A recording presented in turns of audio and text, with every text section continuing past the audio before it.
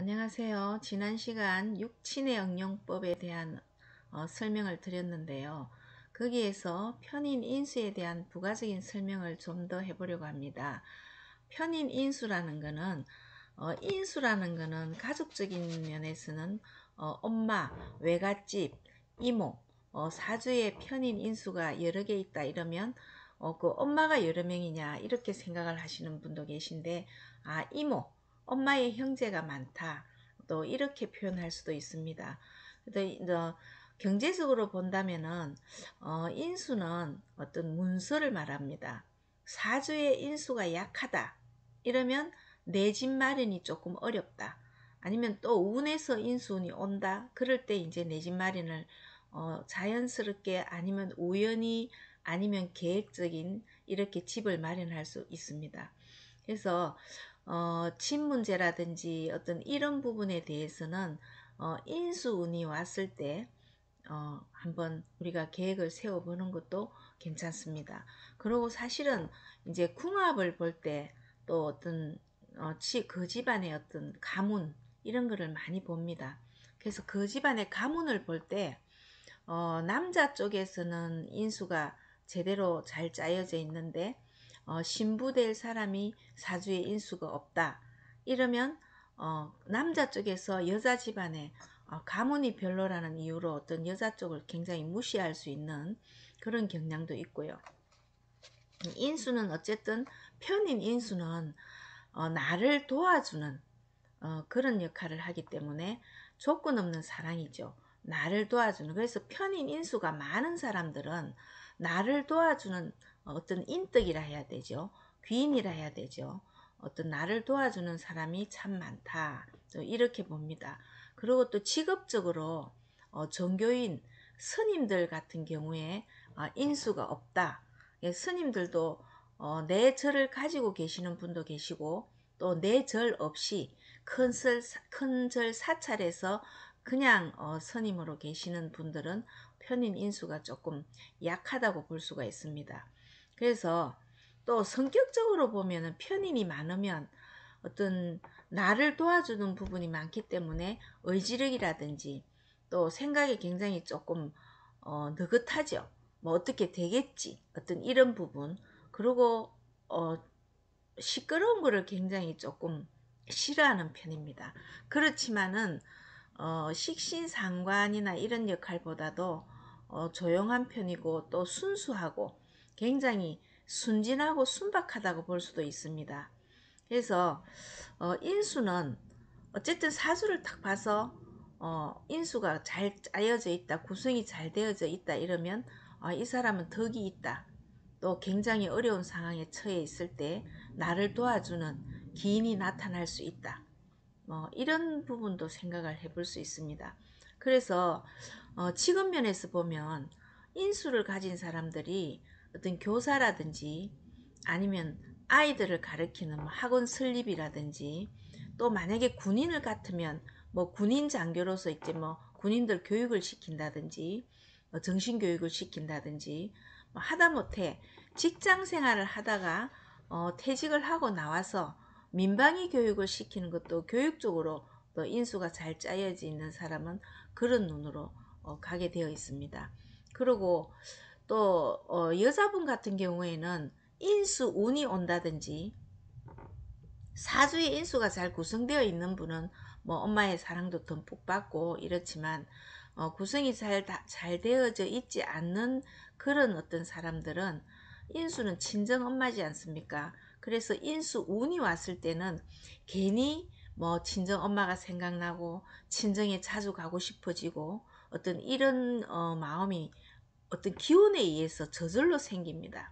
그래서 이 사주 구성에 대해서 인수가 어떻게 잘 짜여져 있느냐 아니면 뿌리가 있느냐 없느냐에 따라서 귀인이 나타나도, 나를 도와주는 귀인이 나타나도 이 사람이 진정 나를 도와줄 사람인지 아니면 도와주는 척 하면서 실질적인 도움은 없는 어떤 귀인인지, 이런 부분도 인수의 어떤 구성, 인수의 뿔이 있는지 그런 걸 보고 우리가 판단을 할 수 있습니다. 그래서 사주에 인수가 없는 사람들은 공부를 해도 독학으로 공부를 하는 경우가 많습니다. 그래서 요즘은 뭐 평생교육원이라든지 아니면 문화센터라든지 이런 교육을 할 수 있는 어떤 기관들이 굉장히 많기 때문에 어떤 중년 이후에 어떤 시주를 보면 시주의 편인 인수가 있다 이러면 노후에 나이가 들어서 뭐 공부를 한다든지 아니면 취미생활을 한다든지 인수가 제대로 짜여져 있는 사람들은 정상적인 대학을 라이센스를 따기 위해서 가고 싶어 하시는 늦게 공부를 하는 만학도들이 있고요. 그 다음에 편인으로 구성되어 있는 사람들은 평소에 자기가 하고 싶어 했던 어떤 취미로 공부를 해서 라이센스를 딴다든지 이런 경우가 상담 유래를 쭉 보면 그런 경우가 굉장히 많습니다. 그리고 사주의 편인 인수가 잘 구성되어 있고 8글자 중에서 3개 이상이 되면 굉장히 그걸 많다고 보거든요. 그래 편인 인수가 많으면 굉장히 욕심쟁이입니다. 받는 거를 좋아하고 내 거를 챙기기를 좋아하고 그 다음에 인수는 이제 나중에 뒤에 가서 식신상관일에 의해서 설명을 드리겠지만 편인 인수는 식신상관을 극하기 때문에 식신상관은 지출이거든요. 그래서 편인 인수가 많은 사람들은 사실은 지출을 잘 안 하는 수준노 역할을 잘 할 수 있습니다.